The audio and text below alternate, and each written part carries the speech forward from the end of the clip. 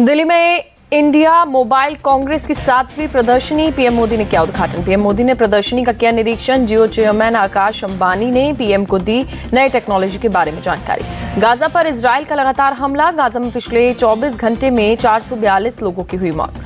Israel के Gaza में 250 ठिकानों पर बमबारी। सेना के हमले में हमास के 5 कमांडर ढेर हुए। इजरायली अटैक में हमास इंटेलिजेंस का डिप्टी हेड शादी बारूद ढेर हुआ। हमास का कमांड सेंटर और कई सुरंगें भी तबाह। हमास का रॉकेट मैन हसन अल अब्दुल्ला भी मारा गया। अब्दुल्ला के पास थी उत्तरी गाजा से रॉकेट दागने की जिम्मेदारी। इजराइल ने समुद्र और जमीन के रास्ते उत्तरी गाजा में की सर्जिकल स्ट्राइक। हमास के ठिकाने तबाह किए। हमास ने मिस्र के लाल सागर शहर पर किया मिसाइल अटैक। हमास के हमले में 6 लोगों के घायल होने की खबर। हमास ने गाजा से टेल अवीव पर दागे कई रॉकेट। इजराइल के आयरन डोम ने किया नष्ट। किसी के घायल होने की खबर नहीं। टेल अवीव में सायरन बजने के एक प्रेस कॉन्फ्रेंस में मची भगदड़। आसमान में दिखा मिसाइल का धमाका। इजराइल और हमास के बीच जंग का आज 21वां दिन। अब तक दोनों तरफ से करीब 8,500 लोगों की मौत। फिलिस्तीनी प्रतिनिधि ने यूएन में बताया गाजा पट्टी में 7,000 से ज्यादा फिलिस्तीनियों की मौत। मरने वालों में 70% बच्चे और महिलाएं। यूएन में ईरान के विदेश मंत्री हुसैन अमीर अब्दुल्लाहियन का दावा, हमास गैर सैनिक बंधकों को छोड़ने के लिए तैयार। ईरान के विदेश मंत्री ने नागरिकों की रिहाई के लिए रखी शर्त। दुनिया इजराइल की कैद से 6,000 फिलिस्तीनियों की रिहाई का करे समर्थन। ईरान की मांग, गाजा में तुरंत नरसंहार और युद्ध अपराध को रोका जाए। वेस्ट एशिया हमारा है और इसकी सुरक्षा पर खतरा होगा तो हम सहन नहीं करेंगे। ईरानी सेना के कमांडर ने इजराइल को दी खुली धमकी, यदि गाजा में घुसकर किया जमीनी हमला तो इजरायली सैनिकों को दफन किया जाएगा। हमास के प्रतिनिधियों का रूस पहुंचना जारी। रूसी विदेश मंत्रालय के मुताबिक चर्चा पर बाद में दी जाएगी जानकारी। इजराइल के पीएम नेतन्याहू ने कहा, हमास को कुचलना ही इजराइल के लिए जरूरी, तभी लोग गाजा में वापस लौट पाएंगे। इजरायली सेना का गाजा में जमीनी एक्शन। नॉर्थ गाजा में घुसे इजराइल के टैंक्स। हमास पर किया सर्जिकल स्ट्राइक। इजरायली सेना ने बुलडोजर से सीमा पर लगे फैंस को तोड़ा। टैंक और बख्तरबंद गाड़ियां गाजा बॉर्डर से घुसी। इजरायली सेना के टैंक्स ने हमास के मिसाइल लॉन्च पैड्स पर किया हमला। टारगेटेड रेड के बाद वापस इजराइल बॉर्डर पर लौटे टैंक्स। इजरायली सेना का दावा, हमास के कमांडर हसन अल अब्दुल्ला सहित 5 कमांडर सर्जिकल स्ट्राइक में हुए थे। इजरायली सर्जिकल स्ट्राइक के बाद हमास का दावा, इजरायली हमले में 50 बंधकों को मौत हुई। गाजा में इजरायली टैंक्स की सर्जिकल स्ट्राइक के दौरान गाजा पट्टी के आसमान में मंडराते रहे इजरायली लड़ाकू विमान। खान यूनिस में अस्पताल के बाहर जमा हुए लोग। इजरायली सेना ने 7 अक्टूबर को हमास के हमले का एक वीडियो जारी किया। सीमा पर इजरायली सेना के साथ हमास आतंकियों का हुआ था सामना। इजरायली सेना का दावा, बॉर्डर में घुस रहे हमास आतंकियों को इजरायली सैनिकों ने रोका। आउटपोस्ट पर दोबारा किया कब्जा। गाजा में एक अस्पताल से आई दिल दहला देने वाली तस्वीर। हवाई हमले में घायल नवजात बच्चे का किया जा रहा है इलाज। जॉर्डन में यूएन जनरल असेंबली में इजराइल पर गाजा में बच्चों की हत्या का आरोप लगाया। कहा, आत्मरक्षा का मतलब हत्या करने की छूट नहीं है। कनाडा के पीएम ट्रूडो बोले, गाजा में नागरिकों को मदद पहुंचाने की मिले अनुमति, हम इजराइल से कर रहे बात। इजराइल हमास जंग के बीच अमेरिका की एंट्री। अमेरिका ने मिडिल ईस्ट में तैनात किए 900 सैनिक। पेंटागन ने दी जानकारी। अमेरिका ने पूर्वी सीरिया के 2 इलाकों पर किया एयर स्ट्राइक। ईरान के रेवोल्यूशनरी गार्ड के ठिकानों पर किया हमला। पेंटागन की दलील, अमेरिकी बेस और सैनिकों पर पिछले 1 हफ्ते में हुए ड्रोन और मिसाइल हमलों के बाद किया गया एयर स्ट्राइक। सीरिया में हमले पर बोले अमेरिकी रक्षा मंत्री, ईरान के इस्लामिक रेवोल्यूशनरी गार्ड कॉर्प्स और उससे जुड़े ग्रुप पर हमला। इजराइल के टेल अवीव में विरोध प्रदर्शन। बंधकों के परिजनों ने बंधकों को रिहा करने की मांग की। ब्रसेल्स में यूरोप समिट के बाहर फिलिस्तीनी समर्थकों का प्रदर्शन। गाजा पर इजरायली बमबारी बंद करने का मांग। क्विटो में फिलिस्तीन के समर्थन में मार्च। प्रदर्शनकारियों में लैटिन अमेरिका में रहने वाले फिलिस्तीनी भी शामिल। इजराइल हमास जंग पर प्रियंका गांधी की पोस्ट। लिखा, गाजा में 7,000 लोगों की हत्या के बाद भी हिंसा जारी, कब जागेगी इंसानियत। राजकोट में लगे बाइकॉट इजराइल लिखे पोस्टर। पुलिस ने एक नाबालिग समेत 4 लोगों को हिरासत में लिया। जम्मू कश्मीर के आरएसपुरा सेक्टर में पाकिस्तान ने फिर से सीज फायर का उल्लंघन किया। अर्निया सेक्टर में रात 8 बजे पाकिस्तान की ओर से फायरिंग की गई। सीमा पार से फायरिंग में बीएसएफ का एक जवान पैर में गोली लगने की वजह से घायल। जवान को अस्पताल में शिफ्ट किया गया। बीएसएफ ने पूरे बॉर्डर पर हाई अलर्ट किया। सीमा पार से हो रही फायरिंग का जवान दे रहे हैं मुंह तोड़ जवाब। आरएसपुरा सेक्टर में पाकिस्तान की फायरिंग से गांव में हुआ नुकसान। मोर्टार सेल से कई मकान क्षतिग्रस्त। बीएसएफ ने सीमा पर बसे गांव को खाली करने का निर्देश दिया। स्थानीय लोगों को सुरक्षित जगहों पर भेजा गया। बड़ी संख्या में लोगों को आरएसपुरा, विरसा और जम्मू के दौरे दूसरे इलाके की ओर जाते देखा गया। फायरिंग रेंज के बाहर माने जाते हैं ये इलाके। स्थानीय प्रशासन भी लोगों की मदद के लिए आगे आया। आसरा देने के लिए स्कूल और पंचायत घर खोले। गोलीबारी पर बोले अरनिया बुल्ले चक गांव के सरपंच, 6 साल बाद पाकिस्तान ने फिर से की फायरिंग, हमारे जवानों ने दिया जवाब। जम्मू कश्मीर के कुपवाड़ा में लश्कर तैयबा के 5 आतंकवादी ढेर, सेना ने नाकाम की घुसपैठ की कोशिश। माचिल सेक्टर में एलओसी को पार करने की कोशिश कर रहे थे आतंकवादी, सेना चला रही है पूरे इलाके के सर्च ऑपरेशन। कतर में भारतीय नौसेना के 8 पूर्व अधिकारियों को एक कोर्ट ने सुनाई मौत की सजा, भारत देगा सजा के फैसले को ऊपरी अदालत में चुनौती।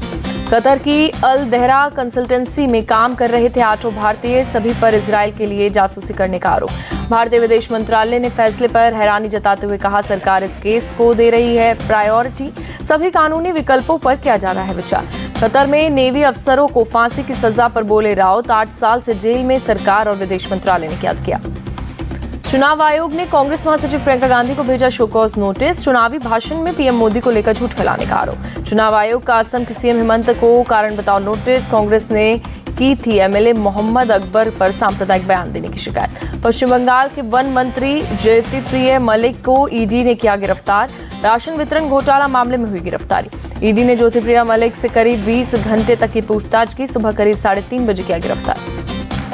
बंगाल के गिरफ्तार मंत्री ज्योतिप्रिय मलिक का हुआ मेडिकल, जोका के ईएसआई अस्पताल लेकर पहुंची ईडी टीम। ज्योतिप्रिय मलिक ने गिरफ्तारी के बाद खुद को बताया बेगुनाह, कहा साजिश का शिकार हो गया हूं। बंगाल के मंत्री की गिरफ्तारी पर बोले सुकांत मजूमदार, उनकी गिरफ्तारी निश्चित थी, ममता बनर्जी को चोरों से सहानुभूति। सीएम गहलोत के बेटे वैभव आज ईडी के सामने नहीं हुए पेश, अब ईडी ने 30 अक्टूबर को पेशी के लिए बुलाया। ईडी के समन पर बोले वैभव गहलोत, कहा 13 साल पहले भी यही आरोप लगे थे, चुनाव के वक्त ईडी को इस मामले की याद आई। वैभव को समन पर भड़के सीएम गहलोत, कहा मोदी सरकार ने ईडी को जांच एजेंसी से कॉमेडी एजेंसी बना दिया। सीएम गहलोत ने कहा जिस तरह टिड्डी दल पाकिस्तान से आकर फसलों को चट कर जाता है, उसी तरह से ईडी दल भी बीजेपी को चुनाव में साफ कर देगा। राजस्थान में चुनाव से पहले ईडी का बड़ा एक्शन, राजस्थान कांग्रेस अध्यक्ष गोविंद सिंह डोटासरा के घर पर मारा छापा। ईडी ने 3 जिलों में 5 जगहों पर की रेड, डोटासरा के घर और दफ्तर से अलावा विधायक ओम प्रकाश हुड्डा के ठिकानों पर भी छापा। राजस्थान में टीचर भर्ती इम्तिहान का पेपर लीक होने के मामले में ईडी ने की रेड, ईडी ने एक कोचिंग सेंटर पर की छापेमारी। डोटासरा के घर पर रात करीब 9:30 बजे तक चली रेड, कांग्रेस के कार्यकर्ताओं ने किया विरोध प्रदर्शन। ईडी की रेड के बाद डोटासरा ने कहा जिस तरह ईडी उनके खिलाफ जांच कर रही है, उसी तरह बीजेपी के नेताओं की भी जांच करे, तभी मानेंगे कि जांच एजेंसी निष्पक्ष है। ईडी की छापेमारी पर गोविंद सिंह डोटासरा की सफाई, बोले हमारा ना तो पेपर लीक ना ही कलाम कोचिंग से कोई संपर्क। गोविंद सिंह डोटासरा बोले हमें डराकर हम पर दबाव बनाना चाहते हैं, हमने कोई गलती नहीं की। राजस्थान में कांग्रेस नेता गोविंद सिंह डोटासरा पर ईडी की छापेमारी पर दिग्विजय सिंह ने कहा मोदी सरकार राजनीतिक प्रतिशोध की भावना से काम कर रही है। दिग्विजय सिंह ने निशाना साधते हुए कहा हमारे चुनाव अभियान को बिगाड़ने के लिए ये सब किया जा रहा है, बोलो हम इसकी निंदा करते हैं। ईडी रेड पर बोले संजय राउत, जहां चुनाव वहां उन लोगों पर छापेमारी जो बीजेपी को हरा सकते हैं। 28 से 29 अक्टूबर को छत्तीसगढ़ में चुनाव प्रचार करेंगे राहुल गांधी, 29 अक्टूबर को राजनांदगांव में रैली करेंगे। छत्तीसगढ़ सरकार पर रविशंकर प्रसाद का तंज, कहा जो चुनाव के समय कर्ज माफी की बात करें, समझो उन्हें हार का डर सता रहा है। हैदराबाद में आईपीएस प्रोबेशनर्स के 75वें बैच की पासिंग आउट परेड, केंद्रीय गृह मंत्री अमित शाह हुए शामिल। कार्यक्रम में बोले अमित शाह 175 अधिकारियों में से 34 महिलाएं, ये अब तक की सबसे बड़ी भागीदारी। कांग्रेस पर बरसे तेलंगाना सीएम केसीआर, कहा कांग्रेस ने मुस्लिमों दलितों को वोट बैंक के रूप में किया इस्तेमाल। जयराम रमेश को असम सीएम हेमंत ने दिया जवाब, कहा किसी उम्मीदवार की आलोचना सांप्रदायिक राजनीति नहीं। एथिक्स कमेटी ने महुआ मोइत्रा को 31 अक्टूबर को बुलाया, कैश फॉर क्वेरी मामले में रखेगी अपना पक्ष। बीजेपी सांसद निशिकांत दुबे से एथिक्स कमेटी ने की पूछताछ, निशिकांत ने कहा ये संसद की गरिमा का सवाल है। कैश फॉर क्वेरी केस में वकील जय अनंत का बयान दर्ज, एथिक्स कमेटी कर रही बयान की जांच। बंगाल के मंत्री ज्योतिप्रिया मलिक के ठिकानों पर ईडी की छापेमारी, बंगाल बीजेपी चीफ ने कहा ऐसे लोग जेल में होने चाहिए। ज्योतिप्रिया मलिक पर ईडी रेड पर भड़की टीएमसी, मंत्री शशि पांजा बोली टारगेट पॉलिटिक्स कर रही बीजेपी। गुवाहाटी रेलवे स्टेशन पर सीएम हेमंत बिस्व शर्मा अमृत कलश यात्रा ट्रेन को दिखाई हरी झंडी। 15 नवंबर से शुरू होगी विकसित भारत संकल्प यात्रा, पीएम मोदी झारखंड के खूंटी से करेंगे शुभारंभ। 77वां इन्फेंट्री डे, दिल्ली के नेशनल वॉर मेमोरियल पहुंचे सीडीएस अनिल चौहान, शहीदों को दी श्रद्धांजलि। अंगोला के लुआंडा में आईपीयू असेंबली को सांसद सस्मित पात्रा ने किया संबोधित। कहा, दुनिया को एक परिवार मानता है भारत। दिल्ली के वेलकम इलाके में 19 साल के लड़के की चाकू से हत्या, आरोपी 16 साल का नाबालिग गिरफ्तार, चाकू की बरामद। आगरा में पुलिस बदमाशों में मुठभेड़, 25,000 का इनामी बदमाश घायल, 2 अन्य बदमाश भी घायल, लूटे गए जेवर और कैश भी बरामद।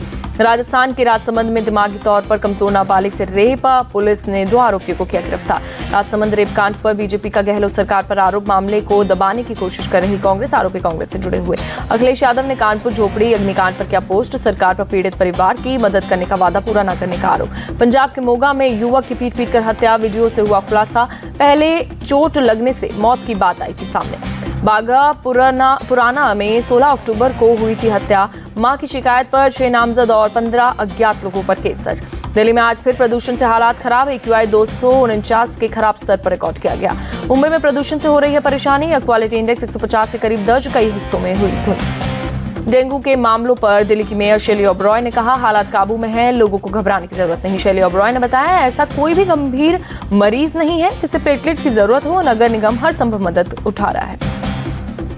तमिलनाडु के नीलगिरी में किसानों को बड़ा नुकसान, कार्नेशनल कई फूलों के दूसरे राज्यों से आने से गिरी कीमत। रामलला की प्राण प्रतिष्ठा में पीएम के निमंत्रण पर राजनीति, कांग्रेस बोली बीजेपी ने बनाया पार्टी का कार्यक्रम। कांग्रेस नेता कमलनाथ ने कहा, राम मंदिर पूरे देश का, हमारे सनातन धर्म का सबसे बड़ा प्रतीक। कमलनाथ के बयान पर बोले केंद्रीय मंत्री ज्योतिरादित्य सिंधिया, देर आए दुरुस्त आए, अच्छा है। प्रहलाद पटेल ने कमलनाथ को बताया चुनावी हिंदू, कहा उन्हें आध्यात्म और विरासत पर गर्व करना बीजेपी से सीखना पड़ेगा। कांग्रेस पर बरसे केशव प्रसाद मौर्य, कहा जब निर्दोष राम भक्तों को गोलियों से भुना तब कहां थे अवसरवादी राम भक्त, अब निमंत्रण नहीं पाने से व्याकुल। राम मंदिर प्राण प्रतिष्ठा को लेकर बोले संजय राउत, तो चुनाव पास है इसलिए हो रहा है ये सब। लखनऊ में छत्रपति शिवाजी महाराज के जीवन पर आधारित मेगा ड्रामा जनता राजा का उद्घाटन, सीएम योगी ने कार्यक्रम में लिया हिस्सा।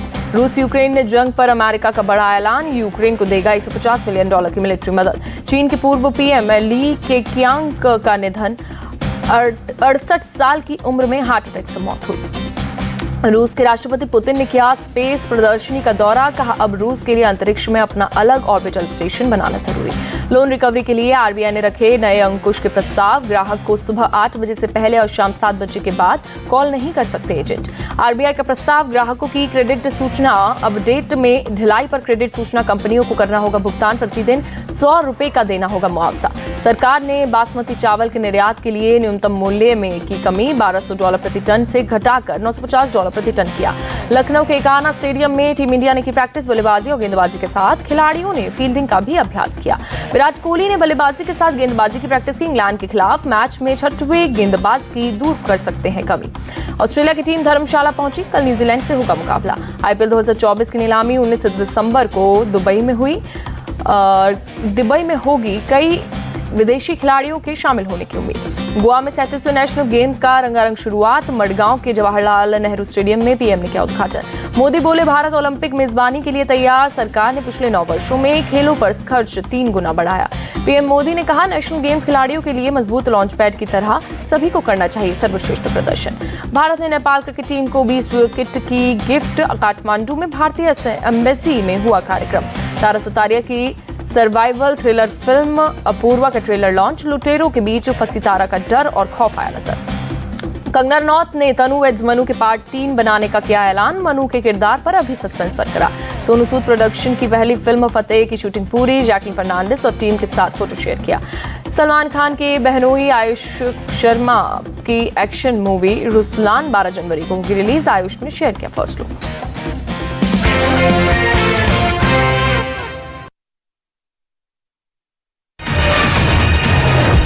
India TV